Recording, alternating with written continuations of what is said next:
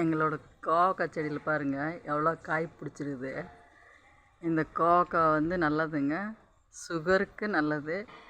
இது உடம்புல இருக்க கெட்ட கொலஸ்ட்ரால் எல்லாம் குறைச்சி நல்ல ஒரு மருத்துவ பயனுள்ள காய் கோவக்காய். இது எங்கள் வீட்டு தோட்டத்தில் காய்ச்சிருக்கு காய்.